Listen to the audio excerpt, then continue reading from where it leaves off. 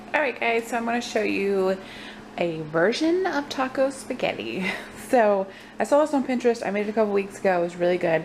I don't have the same exact ingredients, but it's this process. So I'm using ground turkey. They didn't have any more ground beef like this in the packaging like this at the store. So I just grabbed ground turkey. Do whatever you like. I have 2 pounds of spaghetti. It does not take 2 pounds. Noah just likes to eat plain spaghetti. He doesn't like anything on it right now. The recipe that I used last time called for the Rotel tomatoes. So I didn't grab those. I grabbed the corn and jalapenos. This is Aldi's brand, but they don't always have this. You can do Rotel, you can do just tomatoes if you don't want it to be spicy, but this kind of adds a little bit of flavor and texture to it. I have taco seasoning. We have, instead of tomatoes, I'm just going to add the rest of my salsa that I have to it just to add a little bit more flavor.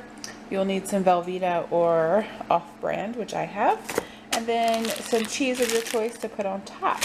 So I've got my water going. Since it's ground turkey, I don't need to rinse off or drain the fat from this. So I'm doing my noodles first. So I'll cook about 1.5 pounds. Yeah, about that much. For the recipe, you use about 1 pound. And then I will add in the turkey, cook that, seasoning, corn, salsa, cheese, mix it all together with some water, and then add in the noodles, and it'll all come together. Be tasty. A tasty bake dish. Bake a dish? Bakey? Bacon? Baked? Yep. Tasty dinner.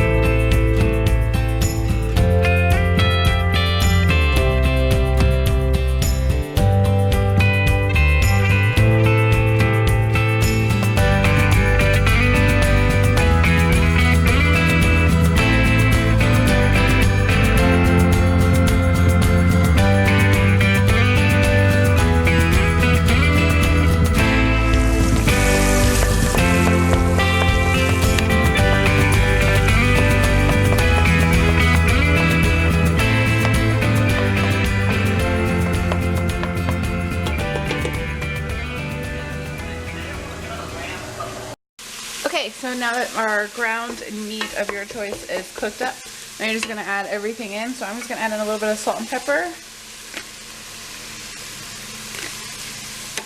And then I'm going to add in my taco seasoning and some water.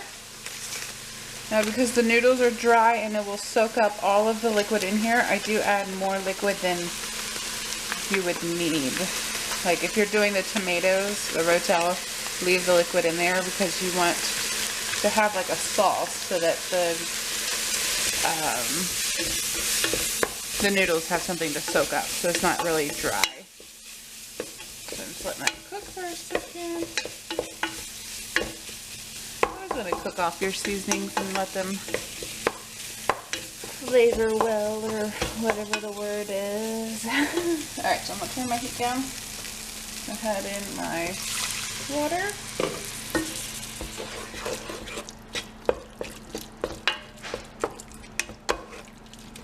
Alright, so now everything goes in. So I have my corn. Then we'll do like half my salsa.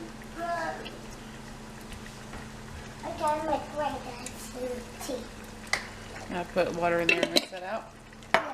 And my Velveeta, or off-brand. And you're just gonna cook this until the cheese is all melted. So just cook it on low. You don't want to burn anything or scorch anything. And I'm gonna add the water into my jar of salsa so that I can get the rest of that out of there. I like it. What is it? Cheese. Oh. I like it. Alright. Now I'm just going to clean up while this melts. Yes, It shouldn't take but just a did. few minutes. Yes, you did. Okay. This is. I got Okay, so here is our mixture. I was thinking, if you ever had that Rotel cream cheese Velveeta dip, it's really, really good. My sister-in-law always makes it. It's so good. But doing the same thing, it's kind of like the same concept, but if you use the sausage instead of like ground turkey or hamburger, it would kind of simulate that. So, and you can also add cream cheese, which I don't have any, but that would taste really good. So I'm going to add in my pasta a little bit at a time, which I forgot to put oil in it while I was sitting out there in my strainer. So I'm just going to add a little bit of time because I don't want it to have too much noodles. Because then we're just going to bake it for a little bit, just for a little, because you're going to add some cheese on top. And enjoy. Alright. So I have my oven preheating. Well, it's already preheated to 350. See, if I would have added more than that, it would have overflowed. Probably could have done with less, but you probably do fine with just a pound, but I always I'm an overachiever. So I'm just gonna add in, this is Colby Jack. So you can use whatever cheese you want. And of course, you want tons of cheese. What did you do, Hannah? I know my 2-year-old's done something. She's standing in the corner with something behind her back. Come here and show me.